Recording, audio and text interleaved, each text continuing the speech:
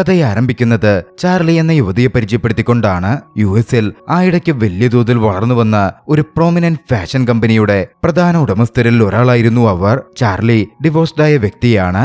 അതുകൊണ്ട് തന്നെ ചാർലിയുടെ പ്രണയകാര്യങ്ങളിലും റിലേഷൻഷിപ്പിലുമൊക്കെ മീഡിയക്ക് വലിയ താല്പര്യമുണ്ടായിരുന്നു. പക്ഷേ മീഡിയക്ക് മുഖം കൊടുക്കാതെ ചാർലി അതിൽ നിന്നൊക്കെ ഒഴിഞ്ഞുമാറി നടന്നു. നിലവിൽ താൻ ബിസിനസ്സിൽ മാത്രമാണ് ശ്രദ്ധിക്കുന്നത് എന്നായിരുന്നു ചാർലി എല്ലാവരോടും പറഞ്ഞത്. ഡിവോഴ്സിന് ശേഷം ചാർലിക്ക് ചില റിലേഷൻഷിപ്പും ഉണ്ടായിരുന്നതാണ്. പക്ഷേ അതൊക്കെ പരാജയപ്പെട്ടു. അന്നത്തെ മീഡിയ ഇന്റർവ്യൂവിന് ശേഷം ചാർലിക്ക് കൂട്ടുകാരിയിൽ നിന്ന് കോൾ വന്നു. ലോറ എന്നാണ് അവളുടെ പേര്. ലോറ ചാർലിയുടെ ബെസ്റ്റ് ഫ്രണ്ട് മാത്രമല്ല, ബിസിനസ് പാർട്ട്ണറും കൂടിയാണ്.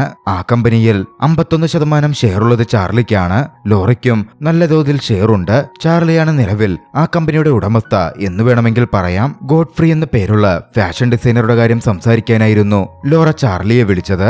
ഗോഡ്ഫ്രീക്ക് നല്ലൊരു പൊസിഷൻ കമ്പനിയിൽ കൊടുക്കാം എന്ന മട്ടിലൊക്കെ ലോറ ചാർലിയോട് സംസാരിച്ചു. അവൻ വളരെയധികം സ്കിൽഡായ ഒരു ഫാഷൻ ഡിസൈനർ ആണെന്നും പറഞ്ഞു. പക്ഷേ അതൊന്നും ചാർലിക്ക് അത്ര ശരിയായി തോന്നിയിരുന്നില്ല. ഗോഡ്ഫ്രൈക്ക് അത്ര പൊട്ടൻഷ്യൽ ഒന്നുമില്ല എന്നായിരുന്നു ചാർലി പറഞ്ഞത്. എന്നിരുന്നാലും ഗോഡ്ഫ്രൈയെ കീപ്പ് ചെയ്യാൻ ലോറ തീരുമാനിച്ചു. താൻ കമ്പനിയുടെ കോഫൗണ്ടർ ആണെന്നും ഡിസിഷൻ മേക്കിംഗിൽ തനിക്കും സ്ഥാനമുണ്ട് എന്നൊക്കെയായിരുന്നു ആ സമയം ലോറ പറഞ്ഞത്. ചാർലി പിന്നാലെ ഓഫീസിലെത്തിയപ്പോഴാണ് ഗോഡ്ഫ്രൈ അവളുടെ ഓഫീസിൽ കയറി സിസ്റ്റം ഉപയോഗിക്കുന്നു എന്ന കാര്യം അറിഞ്ഞത്. ചാർലിക്ക് ദേഷ്യം വന്നു. ചാർലി ചെന്ന് ഗോഡ്ഫ്രൈ എതിരിട്ടു. ആ നിമിഷം തന്നെ ജോലിയിൽ നിന്ന് അവനെ പിരിച്ചുവിടുകയും ചെയ്തു. ആ വിവരം ലോറ അറിഞ്ഞപ്പോ ലോറ അപ്സെറ്റ് ആയി. ചാർലി തന്നോടൊന്ന് ഡിസ്കസ് പോലും ചെയ്യാതെ ഗോഡ്ഫ്രൈയെ അങ്ങനെ കമ്പനിയിൽ നിന്ന് പുറത്താക്കിയല്ലോ എന്നായിരുന്നു ലോറ പറഞ്ഞത്. കഴിഞ്ഞ കുറച്ച് നാളുകളായി കമ്പനി ഡിസിഷൻസിലൊക്കെ ചാർലി തനിച്ചാണ് തീരുമാനമെടുക്കുന്നത്. താൻ അവോയ്ഡ് ചെയ്യപ്പെടുന്ന പോലെ ലോറയ്ക്ക് പലപ്പോഴും തോന്നിയിരുന്നു. പിന്നീടാണ് ബോർഡ് മീറ്റിംഗ് നടന്നത്. ബോർഡ് മീറ്റിംഗിൽ വെച്ച് പുതിയൊരു പ്രൊഡക്റ്റ് ലോഞ്ച് ചെയ്യുന്ന കാര്യം ഒറ്റയ്ക്കെടുത്ത തീരുമാനമായി ചാർലി അങ്ങ് അവതരിപ്പിച്ചു. ലോറയ്ക്ക് വീണ്ടും താൻ ഒഴിവാക്കപ്പെടുന്ന പോലെ തോന്നി. അതിന്റെ പേരിൽ ലോറയും ചാർലിയും തമ്മിൽ ചെറിയൊരു വാഗ്വാദവും ഉണ്ടായി. നീ സെൽഫിഷ് ആണെന്നും ടീം വർക്കിൽ നിനക്ക് വിശ്വാസമില്ല എന്നും ലോറ ചാർലിക്ക് മേൽ ആരോപിച്ചു. ഇതേസമയം കഥ അവിടെ നിന്നും മറ്റൊരിടത്തേക്ക് തിരിയുന്നു. വാർഗസ് എന്നും ജോണി എന്നും പേരുള്ള 2 ബോഡി ഗാർഡുകൾ തന്റെ ബോസിനെ കാവൽ നിൽക്കുകയായിരുന്നു. പെട്ടെന്നാണ് ഒരു ശബ്ദം കേട്ടത്.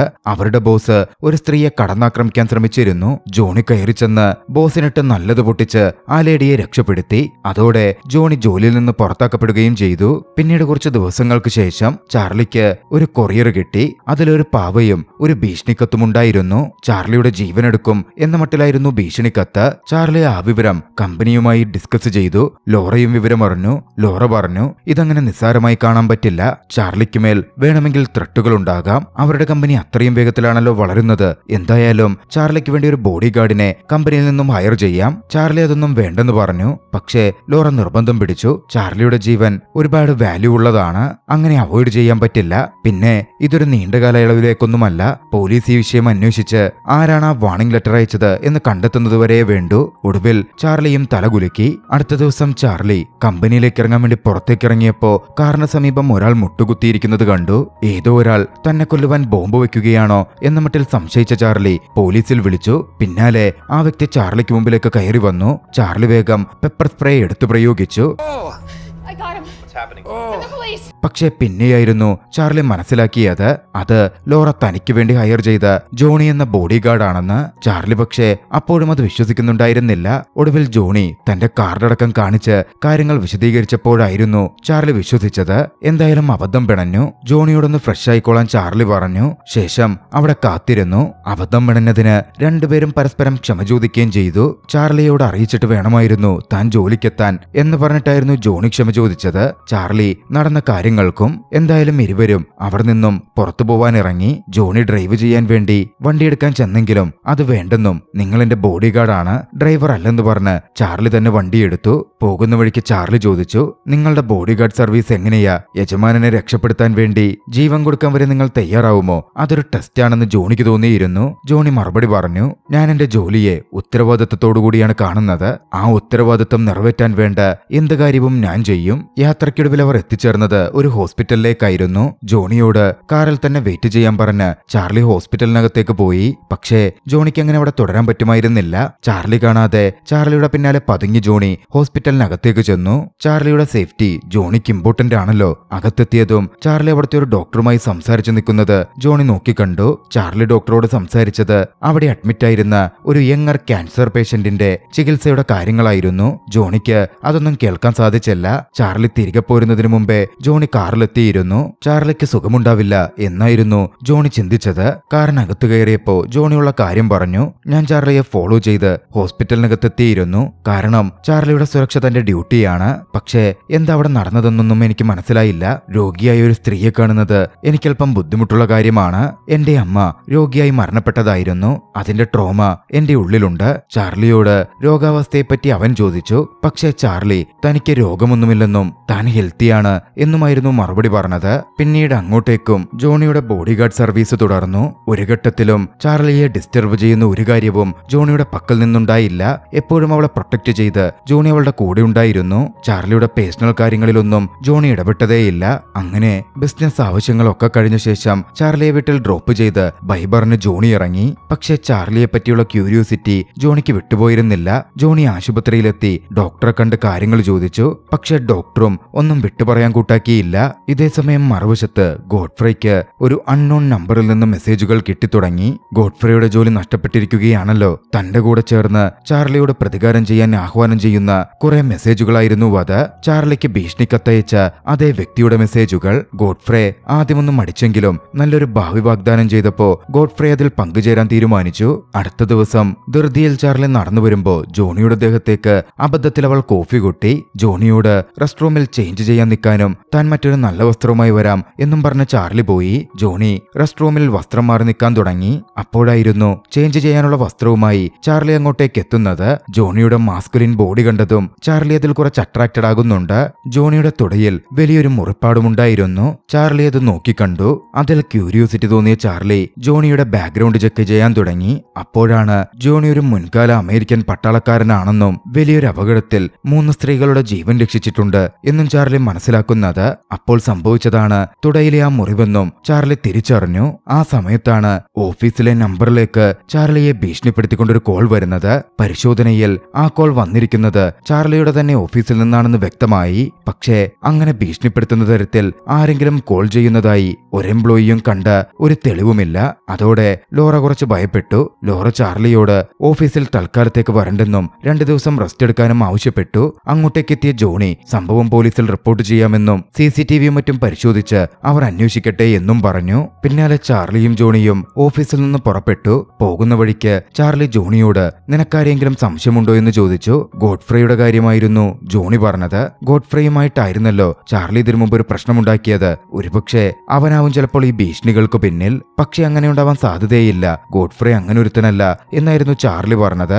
ഇനിയെങ്ങാൻ നിങ്ങളുടെ മുൻഭർത്താവാണോ എന്ന മട്ടിൽ ജോണി ചോദിച്ചു. ഒരിക്കലും അല്ലെന്നും പരസ്പര സമ്മതത്തോടെ നല്ല രീതിയിൽ നടന്നൊരു ഡിവോഴ്സ് ആയിരുന്നു ഞങ്ങളുടേത് എന്നും ചാർലി വ്യക്തമാക്കി. അവരുടെ സംസാരം തുടർന്നപ്പോഴാണ് ചാർലിയുടെ പിന്നീടുള്ള റിലേഷൻഷിപ്പിനെ പറ്റിയുള്ള സംസാരങ്ങൾ വന്നത്. ആ ഡിവോഴ്സോടെ റിലേഷൻഷിപ്പിൽ വിശ്വസിക്കാൻ ചാർലിക്ക് ഇപ്പോൾ ബുദ്ധിമുട്ട് നേരിടുന്നതുകൊണ്ടാണ് എന്ന മട്ടിൽ ജോണി അഭിപ്രായം പറഞ്ഞു. പാസ്റ്റ് റിലേഷൻഷിപ്പിലെ ട്രോമയുണ്ടാകും എന്നും അവൻ കൂട്ടിച്ചേർത്തു. അത് ചാർലിയെ കുറച്ച് അസ്വസ്ഥയാക്കി. വണ്ടി ഒതുക്കാൻ പറഞ്ഞ ചാർലി അവിടെ വെച്ച് ജോണിയെ ചുംബിച്ചു. തനിക്ക് ഒരു റിലേഷൻഷിപ്പിലേക്ക് കടക്കാനോ ആണുമായി ഇടപെടാനോ ഒരു ബുദ്ധിമുട്ടുമില്ല എന്ന് കാണിക്കാനായിരുന്നു അത് മനസ്സിലാക്കിയ ജോണി പറഞ്ഞു. കണ്ടോ, ഇപ്പോഴും നിങ്ങൾ റിയൽ ഇഷ്യൂവിൽ നിന്ന് ഒളിച്ചോടുകയാണ്. ഇത് നിങ്ങൾ എനിക്ക് പ്രൂവ് ചെയ്യാൻ വേണ്ടി ചെയ്തതാ, അല്ലാതെ മനസ്സിൽ നിന്നും വന്നതൊന്നുമല്ലല്ലോ. അത് കേട്ടതും ദേഷ്യപ്പെട്ട് ചാർലി വണ്ടിയിൽ നിന്നിറങ്ങി മുമ്പോട്ട് നടന്നു. ജോണി പിന്നാലെ ചെന്ന് താൻ അവളുടെ ഫീലിംഗ്സ് ഹർട്ട് ചെയ്യാൻ പറഞ്ഞതല്ലെന്നും ക്ഷമിക്കണമെന്നും ഒക്കെ പറയാൻ തുടങ്ങി. പെട്ടെന്നായിരുന്നു അങ്ങോട്ടേക്ക് ഒരു കാർ പാഞ്ഞെടുത്തത്. ചാർലിയെ ഇടിച്ചിടാൻ എന്ന രീതിയിൽ പാഞ്ഞു വന്ന ആ കാറിൽ നിന്ന് ജോണി ചാർലിയെ രക്ഷപ്പെടുത്തി. കാറ് നിർത്താതെ പോവാൻ തുടങ്ങിയപ്പോ ആ കാറിനെതിരെ ജോണി വെടിയുതിർത്തു. ബുള്ളറ്റ് കാറിൽ പതിച്ചിരുന്നു. എന്തായാലും ചാർലിയും ജോണിയും തിരികെ വീട്ടിലെത്തി. ചാർലിയെ രാത്രിയിലും തനിച്ചാക്കി പോകുന്നത് സുരക്ഷിതമല്ല എന്നുള്ളതുകൊണ്ട് അവിടെ തന്നെ തങ്ങാൻ ജോണി തീരുമാനിച്ചു. രാത്രിയിൽ ഒന്നിച്ചിരിക്കുമ്പോ ആശുപത്രിയിൽ എന്താണ് എന്നതിനെപ്പറ്റി ജോണി വീണ്ടും ചാർലിയോട് ചോദിച്ചു. നിലവിൽ ചാർലിക്ക് ജോണിയെ കൂടുതൽ വിശ്വാസമായിട്ടുണ്ട്. അവൾ ഉള്ള കാര്യം പറഞ്ഞു. തനിക്ക് അസുഖമൊന്നുമില്ല. ആശുപത്രിയിൽ തന്റെ ഒരു മുൻകാല എംപ്ലോയിയുടെ മകൻ അഡ്മിറ്റാണ്. ബോൺ ക്യാൻസർ ബാറ്റിൽ ചെയ്യുന്ന അവന് വേണ്ടി ഞാനാണ് ചികിത്സാ ചെലവ് മുടക്കുന്നത്. ആ കമ്പനി എംപ്ലോയി പുറത്താക്കപ്പെട്ടിരുന്നു. കമ്പനി അയാളെ സഹായിക്കാൻ തയ്യാറുമായിരുന്നില്ല. അതുകൊണ്ട് കമ്പനി അറിയാതെ താൻ രഹസ്യമായി നേരിട്ട് അത് ചെയ്യുന്നു. അവരുടെ സംസാരം പതിയെ കൂടുതൽ അടുപ്പത്തിലേക്ക് കടന്നു. നേരത്തെ സംഭവിച്ച ചാർലിയുടെ ചുംബനത്തെപ്പറ്റി ഡിസ്കഷൻ വന്നു. ചാർലി ഉള്ള കാര്യം പറഞ്ഞു. താൻ എപ്പോഴും ഒറ്റയ്ക്കാണ്. ആരെയും വിശ്വസിക്കാൻ സാധിക്കുന്നില്ല. ജോണിയോട് ചാർലിക്ക് ഒരു അടുപ്പം തോന്നുന്നുണ്ടായിരുന്നു. ചാർലി എഴുന്നേറ്റ് വന്ന് ജോണിയെ ചുംബിച്ചു. ചുംബിച്ചു. ഇത്തവണ ജോണിയും തിരികെ ചുംബിക്കുന്നുണ്ടായിരുന്നു. ഇരുവരും ഇമോഷണൽ സപ്പോർട്ട് ആഗ്രഹിച്ചിരുന്നു. അന്ന് രാത്രി അവരൊന്നിച്ച് ചിലവഴിച്ചു. ഇതേസമയം മറുവശത്ത് നേരത്തെ ചാർലിയെ ആരാണ് കൊല്ലാൻ ശ്രമിച്ചത് എന്ന കാര്യം വ്യക്തമാവുകയായിരുന്നു. വണ്ടിയിടിച്ച് ചാർലിയെ കൊലപ്പെടുത്താൻ ശ്രമിച്ചത് ഗോഡ്ഫ്രൈ ആണ്. ഗോഡ്ഫ്രൈയുടെ കാറിലേക്കാണ് ജോണി വെടിയുതിർത്തത്. പക്ഷേ ഗോഡ്ഫ്രൈ ഇതൊക്കെ ചെയ്തത് ലോറയുടെ നിർദ്ദേശപ്രകാരമായിരുന്നു. ലോറയായിരുന്നു ചാർലിക്ക് ഭീഷണി കത്തയച്ചതും മറ്റും. ലോറയുമായി ഗോഡ്ഫ്രൈ ഒന്ന് സംസാരിച്ചു. ലക്ഷ്യം നിറവേറിയില്ല. ചാർലിയെ ജോണി രക്ഷപ്പെടുത്തി. പോരാത്തതിന് അയാൾ എന്റെ കാറിലേക്ക് വെടിയും വെച്ചു. ഇനിയും നിങ്ങളുടെ പ്ലാനിന്റെ കൂടെ നിൽക്കാൻ ഞാൻ തയ്യാറല്ല. ഗോഡ്ഫ്രൈ അത്രയും മോശം മനുഷ്യനൊന്നുമായിരുന്നില്ല. ലോറയ്ക്ക് പക്ഷേ അതിഷ്ടപ്പെട്ടില്ല. ഗോഡ്ഫ്രൈ അങ്ങനെ പുറത്തുപോയാൽ താൻ കുടുങ്ങുമോ എന്ന് ഭയന്ന ലോറ ഗോഡ്ഫ്രൈയെ അവിടെ വെച്ച് തന്നെ വെടിവെച്ചു കൊന്നു. ഗോഡ്ഫ്രൈയുടെ വാഹനത്തിൽ ജോണിയുടെ ബുള്ളറ്റ് പതിച്ചിരുന്നല്ലോ. അതൊക്കെ വെച്ച് ജോണിയെ കൊടുക്കാനായിരുന്നു ലോറയുടെ പദ്ധതി. ജോണിയുടേതുപോലുള്ള ഒരു തോക്ക് വെച്ചിട്ട് തന്നെയായിരുന്നു ഗോഡ്ഫ്രൈയെ ലോറ കൊന്നുതള്ളിയതും. അടുത്ത ദിവസം ചാർലിയും ജോണിയും ഓഫീസിലേക്ക് എത്തുമ്പോ ലോറ വല്ലാത്തൊരു മുഖഭാവത്തോടെ നിൽക്കുന്നുണ്ടായിരുന്നു. ഗോഡ്ഫ്രൈ കൊല്ലപ്പെട്ട വിവരം ലോറ ചാർലിയോട് പറഞ്ഞു. ടിവിയിൽ അവർ വാർത്ത നോക്കി കണ്ടു. ഗോഡ്ഫ്രൈയുടെ കാറ് കണ്ടതും ഈ കാറ് വെച്ചിട്ടാ ഒരാൾ തന്നെ കൊല്ലാൻ ശ്രമിച്ചത് എന്ന് ചാർലി പറഞ്ഞു. അവരങ്ങനെ സംസാരിച്ചു നിൽക്കെ അങ്ങോട്ടേക്ക് ഗോഡ്ഫ്രൈയുടെ കേസ് അന്വേഷിക്കുന്ന പോലീസ് ഉദ്യോഗസ്ഥർ കയറി വന്നു. ഗോഡ്ഫ്രൈയുടെ കാറിൽ പതിച്ച ബുള്ളറ്റും സാഹചര്യ തെളിവുകളും ഒക്കെ പരിഗണിച്ച് ജോണിയെ ചോദ്യം ചെയ്യാനും മറ്റുമായിട്ടായിരുന്നു അവരുടെ വരവുകൾ. ജോണിയെയും ചാർലിയെയും മാറ്റിയിരുത്തി ചോദ്യം ചെയ്തു. സംഭവ സമയത്ത് അവരിരുവരും എവിടെയാണെന്ന് ചോദിച്ചു. അവർ ഒരേപോലെ ചാർലിയുടെ വീട്ടിലായിരുന്നു എന്നായിരുന്നു മറുപടി കൊടുത്തത്. പക്ഷേ അവരുടെ ആ അലിബൈ വിശ്വസിക്കാൻ പോലീസ് തയ്യാറായില്ല. അവർ അവിടെയായിരുന്നു, ഒന്നിച്ചായിരുന്നു എന്ന് തെളിയിക്കാൻ മറ്റ് തെളിവുകളുമില്ലല്ലോ. എല്ലാത്തിലും ഉപരിയായി പോലീസ് തന്നെ കുറെ കഥ മെനയാൻ ആരംഭിച്ചു. ഗോഡ്ഫ്രൈയുമായി ചാർലിക്ക് മുമ്പേ വൈരാഗ്യമുണ്ടായിരുന്നു. ഗോഡ്ഫ്രൈയെ ചാർലി ജോലിയിൽ നിന്ന് പിരിച്ചുവിട്ടതുമാണ്. പിന്നീടും പ്രശ്നങ്ങൾ ഉണ്ടായപ്പോ ജോണിയെ ഉപയോഗിച്ച് ചാർലി തന്നെ ഗോഡ്ഫ്രൈയെ കൊലപ്പെടുത്തിയതാണ് എന്നായിരുന്നു പോലീസ് ഭാഷ്യം. ജോണിയെയും ചാർലിയെയും അറസ്റ്റ് ചെയ്തു കൊണ്ടുപോവാൻ പോലീസ് ശ്രമിക്കാൻ ആരംഭിച്ചു. പോലീസ് തങ്ങൾ പറയുന്നത് വിശ്വസിക്കുന്നില്ലെന്നും കാര്യങ്ങൾ വളച്ചൊടിക്കുകയാണ് എന്ന് മനസ്സിലാക്കിയ ജോണി ഡിറ്റക്റ്റീവ്സിനെ അടിച്ചിട്ട് ചാർലിയുമായി അവിടെ നിന്ന് വേഗത്തിൽ കാറെടുത്ത് രക്ഷപ്പെടാൻ തുടങ്ങി. പുറത്തുനിന്നുകൊണ്ട് തെളിവുണ്ടാക്കി തങ്ങളെ തങ്ങൾക്ക് മാത്രമേ രക്ഷിക്കാൻ പറ്റൂ എന്ന് ജോണി ആ സമയം ചാർലിയോട് പറഞ്ഞു. ആരോ മനഃപൂർവ്വം നമ്മളെ കൊടുക്കാൻ വേണ്ടി കളിക്കുന്ന പോലുണ്ട് എന്നും ജോണി ആ സമയം വ്യക്തമാക്കി. ഇതേസമയം ലോറയുടെ അടുക്കൽ ഇന്റർവ്യൂവിന് മീഡിയ ചാനലുകൾ എത്തിയിരുന്നു. ഗോഡ്ഫ്രൈയെ കമ്പനിയിൽ നിന്ന് വൈരാഗ്യത്തിന്റെ പുറത്ത് ചാർലിയാണ് പുറത്താക്കിയത് എന്നൊക്കെ ലോറ ഇന്റർവ്യൂ കൊടുത്തു. ആ ഇന്റർവ്യൂ കണ്ടതും ലോറയുടെ മേൽ ജോണിക്ക് സംശയം തോന്നിയിരുന്നു. പക്ഷേ ചാർലിയാകട്ടെ തന്റെ ബെസ്റ്റ് ഫ്രണ്ടും ബിസിനസ് പാർട്ണറുമായ ലോറയിൽ നിന്ന് അത്തരമൊന്നും സംശയിച്ചിരുന്നതേയില്ല. നിലവിൽ പ്രധാന സസ്പെക്റ്റുകളായി കുറ്റവാളികളായി മുദ്രകുത്തപ്പെടുന്നത് അവരിരുവരുമാണ്. രക്ഷപ്പെടാൻ എന്തെങ്കിലും പദ്ധതി ഉണ്ടാക്കിയേ പറ്റൂ എന്ന് തീരുമാനിച്ച ജോണി തന്റെ തീരുമാനപ്രകാരം പ്രവർത്തിക്കാൻ ആരംഭിച്ചു. അതിനാദ്യം വേണ്ടത് സുരക്ഷിതമായ ഒരു ഒളിത്താവളമാണ്. ജോണി മുമ്പ് പട്ടാളത്തിലും പിന്നീട് ബോഡിഗാർഡായും തന്റെ കൂടെ സേവനമനുഷ്ഠിച്ച് തന്റെ ഒരു കൂട്ടുകാരന്റെ വീട്ടിലെത്തി. അവിടെ അഭയം ചോദിച്ചു. വാർഗാസ് എന്നായിരുന്നു അവന്റെ പേര്. പക്ഷേ അതിനോടകം വാർത്തകളൊക്കെ കണ്ടിരുന്ന വാർഗാസിന് അത്തരമൊരു റിസ്ക് എടുക്കാൻ മനസ്സുണ്ടായിരുന്നില്ല. മുമ്പ് താൻ വാർഗാസിന് ചെയ്തു കൊടുത്ത സഹായങ്ങളൊക്കെ ജോണി എണ്ണിപ്പറഞ്ഞെങ്കിലും വാർഗാസ് അതൊന്നും ചെവികൊള്ളുന്നുണ്ടായിരുന്നില്ല.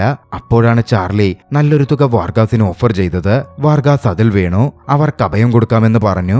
അങ്ങനെ വാർഗാസിന്റെ വീട്ടിൽ അവർ സുരക്ഷിതമായി തങ്ങാൻ ആരംഭിച്ചു. പക്ഷേ അന്ന് രാത്രിയിൽ വാർഗാസിന് ഒരു ക്രെഡിറ്ററുടെ കോൾ വന്നു. എത്രയും വേഗം പണം തിരികെ അടയ്ക്കണം എന്നാണ് ക്രെഡിറ്റർ ആവശ്യപ്പെടുന്നത്. വാർഗാസ് അപ്പോഴായിരുന്നു ടിവിയിൽ വന്ന വാർത്ത കാണുന്നത്. ലോറയുമുള്ള ഒരു വാർത്തയാണ്. അതായത് പ്രതികളെ പിടിക്കാൻ സഹായിച്ചാൽ കമ്പനി പ്രതിഫലം നൽകുമെന്ന തരത്തിലുള്ള വാർത്ത. വാർഗാസ് ഉടനടി ലോറയുമായി കോണ്ടാക്ട് ചെയ്തു. ലോറയ്ക്കടുത്തെത്തി കാര്യങ്ങൾ സംസാരിച്ചു. $2 ലക്ഷം ആയിരുന്നു ചാർലിയുടെ ലൊക്കേഷൻ പറയാൻ വാർഗാസ് ആവശ്യപ്പെട്ടത്. പക്ഷേ അതുകൊണ്ട് മാത്രം ലോറയ്ക്ക് പറ്റുമായിരുന്നില്ല. ലോറ ഒരു കണ്ടീഷൻ വെച്ചു. താൻ അത്രയും തുക തരാം, പക്ഷേ വാർഗാസ് തന്നെ ചാർലി അങ്ങ് വകവരുത്തണം. നടക്കുന്ന കാര്യങ്ങളൊന്നും ഇതേസമയം മറുവശത്ത് ജോണിയും ചാർലിയും അറിഞ്ഞിരുന്നേയില്ല. വാർഗാസിന്റെ അടുത്ത് സുരക്ഷിതമായി തങ്ങുകയായിരുന്നു അവർ. അടുത്ത ദിവസം പുലർച്ചെ വാർഗാസ് എത്തി ജോണിക്കും ചാർലിക്കും മേൽ ആക്രമണം നടത്താൻ ശ്രമിച്ചു. കൃത്യസമയത്ത് വാതിലടച്ച് ചാർലിയെ രക്ഷപ്പെടുത്താൻ ജോണിക്കായി. പിന്നാലെ ഒരു തരത്തിൽ അവിടെ നിന്ന് വണ്ടിയെടുത്ത് അവർ രക്ഷപ്പെട്ട് ഡ്രൈവ് ചെയ്യാൻ ആരംഭിച്ചു. വാർഗാസ് തങ്ങൾക്കെതിരെ തിരിഞ്ഞിരിക്കുകയാണ്, തങ്ങളെ കൊല്ലാൻ ശ്രമിച്ചിരിക്കുകയാണ് എന്നവർ മനസ്സിലാക്കിയിരുന്നു. ലോറയായിരിക്കും അതിന് പിന്നിലെന്ന് ഏറെക്കുറെ അവർ ഊഹിച്ചെടുത്തു. ചാർലിക്കും പല കാര്യങ്ങൾ കൊണ്ടും ആ സംശയം ബലപ്പെട്ടിരുന്നു. ഈ സമയത്തൊക്കെ വാർഗാസ് അവരെ ഫോളോ ചെയ്യുന്നുണ്ട്. ചാർലി അത് കണ്ടെങ്കിലും ജോണിയോട് പറഞ്ഞില്ല. ചാർലി നേരെ ആ വാഹനം ഓടിച്ചു പോയത് ഒരു വീട്ടിലേക്കായിരുന്നു. അവരവിടെ എത്തിയതിന് പിന്നാലെ അങ്ങോട്ടേക്ക് വാർഗാസും വന്നു ചേർന്നു. വാർഗാസ് എത്തിയെന്ന് മനസ്സിലാക്കിയതും ജോണിയെ ചാർലി അവിടുത്തെ ഒരു കട്ടിലിൽ ബന്ധിച്ചു. പിന്നാലെ ഫോൺ റെക്കോർഡർ ഓണാക്കി വാർഗാസ് കടന്നു കയറാൻ പാകത്തിന് കാത്തുനിന്നു. വാർഗാസും ജോണിയും തമ്മിലുള്ള സംസാരം റെക്കോർഡ് ചെയ്തെടുക്കാം എന്നായിരുന്നു ചാർലി പ്ലാൻ ചെയ്തത്. പക്ഷേ ചാർലിയുടെ പ്ലാൻ നടന്നില്ല. വാർഗാസ് ആദ്യമേ ചാർലിയെ പിടികൂടി. പിന്നാലെ ചാർലിയെ പിടിച്ച് ജോണി കിടന്നിരുന്ന ബെഡിന്റെ സമീപത്തേക്ക് വാർഗാസ് ഇട്ടു. ഇരുവരെയും കൊല്ലാൻ തയ്യാറെടുത്തു നിന്നു. ചാർലി ഈ അവസരത്തിൽ വാർഗാസിന് ഓഫർ ചെയ്യപ്പെട്ടിരിക്കുന്ന തുകയുടെ ഇരട്ടി തരാം എന്ന മട്ടിലൊക്കെ വാർഗാസിനോട് സംസാരിച്ചു. സംസാരത്തിൽ ലോറയെപ്പറ്റിയും ലോറ വാർഗാസിനെ വിലക്കെടുത്തതിനെ പറ്റിയുമൊക്കെ സംസാരമുണ്ടാകുന്നുണ്ട്. വാർഗാസും അതൊക്കെ അംഗീകരിച്ചായിരുന്നു മറുപടികൾ കൊടുത്തത്. പക്ഷേ ചാർലിയുടെ ഓഫർ സ്വീകരിക്കാൻ വാർഗാസ് ഒരുങ്ങുന്നുണ്ടായിരുന്നില്ല. ഒടുവിൽ വെടിയുതിർക്കാൻ തന്നെ വാർഗാസ് തയ്യാറെടുത്തു. ചാർലി അപ്പോഴാണ് ആ കാര്യം വെളിപ്പെടുത്തിയത്. അവരപ്പോൾ ഉള്ളത് ലാറയുടെ വീട്ടിലാണത്രേ. അവിടെ വെച്ച് തങ്ങളെ കൊലപ്പെടുത്തിയാൽ ലോറയും വാർഗാസും പെടുക തന്നെ ചെയ്യും. അവർ അങ്ങനെ പറഞ്ഞു നിൽക്കെ അങ്ങോട്ടേക്ക് ലോറ വന്നു. അവിടെ വെച്ച് കൊലപാതകം നടത്തിയാൽ പ്രശ്നമാണെന്ന് കണ്ടതും അവരെ പുറത്തേക്ക് കൊണ്ടുപോയി വകവരുത്താം എന്ന മട്ടിൽ ലോറ പറഞ്ഞു. ആ സമയത്ത് ചാർലി ലോറയുമായി സംസാരിച്ചു. എന്തിനാണ് നീ ഇതൊക്കെ ചെയ്യുന്നതെന്ന് ചോദിച്ചു. അപ്പോഴാണ് ലോറയുടെ ഉള്ളിലെ കാര്യങ്ങൾ പുറത്തു ചാടുന്നത്. കഴിഞ്ഞ ഒരു കൊല്ലമായി കമ്പനിയുടെ കോഫൗണ്ടർ കൂടിയായ ലോറ കമ്പനിയിൽ സ്ഥാനമുണ്ടാക്കാൻ ശ്രമിക്കുന്നുണ്ട്. പക്ഷേ 51% മോഹരിയുള്ള ചാർലിക്ക് മേൽ ഒന്നും ചെയ്യാൻ ലോറയ്ക്ക് പറ്റുന്നുണ്ടായിരുന്നില്ല. ചാർലിയെ കൊന്ന് അതുകൂടി കൈവശപ്പെടുത്താനാണ് ലോറ ശ്രമിച്ചത്. കമ്പനിയുടെ അധികാരം ലോറയ്ക്ക് വേണമായിരുന്നു. പിന്നാലെ വാർഗാസ് ചാർലിയെയും ജോണിയെയും പുറത്തേക്ക് കൊണ്ടുപോയി. അവിടെ അവരുടെ തന്നെ കുഴിമാടം കുത്താൻ അവരെ ഏൽപ്പിച്ചു. ഈ സമയം ജോണിയും ചാർലിയും സംസാരിച്ചു. വാർഗാസുമായുള്ള സംസാരം താൻ മുഴുവൻ റെക്കോർഡ് ചെയ്തെടുത്തിട്ടുണ്ട്. പോലീസ് വന്നാൽ അത് കൈമാറിയാൽ മതി എന്ന കാര്യം ചാർലി ജോണിയോട് പറഞ്ഞു. അത് കേട്ടതും തങ്ങൾക്കിപ്പോൾ ആവശ്യത്തിന് തെളിവുകളുണ്ടെന്ന് മനസ്സിലാക്കിയ ജോണി വാർഗാസിനെ കടന്നാക്രമിച്ചു. വാർഗാസ് വീണതും റെക്കോർഡിംഗുമായി ചാർലി നേരെ വീടിനകത്തുണ്ടായിരുന്ന ലോറയുടെ മുമ്പിലേക്ക് ചെന്നു. എല്ലാ റെക്കോർഡിംഗും അവളെ പ്ലേ ചെയ്ത് കേൾപ്പിച്ചു. താൻ കുടുങ്ങാൻ പോകുന്നു എന്ന് ലോറ തിരിച്ചറിഞ്ഞു. ലോറ ചാർലിയെ ആക്രമിക്കാൻ ശ്രമിച്ചെങ്കിലും ചാർലി അത് തടഞ്ഞു നിർത്തി. പിന്നാലെ പോലീസ് എത്തിയിരുന്നു. എല്ലാ തെളിവുകളുടെയും അടിസ്ഥാനത്തിൽ പോലീസ് ലോറയെ അറസ്റ്റ് ചെയ്തു. പോലീസിന്റെ അന്വേഷണത്തിൽ ഗോഡ്ഫ്രേയുടെ കൊലപാതകത്തിന് കാരണമായത് ജോണിയല്ല എന്ന് തെളിഞ്ഞിരുന്നു. അതോടെ ജോണിയും മുക്തനായി. അങ്ങനെ പ്രശ്നങ്ങളൊക്കെ അവസാനിച്ചു. ലോറ പിടികൂടപ്പെട്ട് പ്രശ്നങ്ങൾ അവസാനിച്ചതോടെ കമ്പനി ഡയറക്ടർ ബോർഡിൽ നിന്നും ജോണിയെ പിരിച്ചുവിടാനുള്ള ഓർഡർ ജോണിയുടെ കയ്യിലെത്തി. ജോണി പിന്നാലെ ചാർലിയെ ചെന്ന് കണ്ടു. ചാർലിക്ക് സന്തോഷമേ ഉണ്ടായിരുന്നുള്ളൂ. കമ്പനിയിൽ നിന്ന് ജോണിയെ വിട്ടോട്ടെ, പക്ഷേ ഇനി മുതൽ ജോണിയെ തന്റേതാക്കി തന്റെ കൂടെ നിർത്താമല്ലോ. അവരുടെ പ്രണയജീവിതം മുമ്പോട്ടു പോകും എന്ന സൂചനയോടെ ചലച്ചിത്രം അവസാനിക്കുന്നു. രസകരമായ ഈ ഒരു ചലച്ചിത്രം നിങ്ങൾക്കിഷ്ടമായെങ്കിൽ വീഡിയോ ലൈക്ക് ചെയ്യുക. അഭിപ്രായങ്ങളും നിർദ്ദേശങ്ങളും കമന്റുകളിൽ രേഖപ്പെടുത്തുക. കഴിയുമെങ്കിൽ ചാനൽ സബ്സ്ക്രൈബ് ചെയ്തും കൂട്ടുകാർക്ക് ഷെയർ ചെയ്തു കൊടുത്തും ഞങ്ങളെ സപ്പോർട്ട് ചെയ്യുക. അടുത്ത എപ്പിസോഡിൽ മറ്റൊരു മികച്ച ചലച്ചിത്രവുമായി നമുക്ക് കണ്ടുമുട്ടാം. അതുവരെ ബൈ.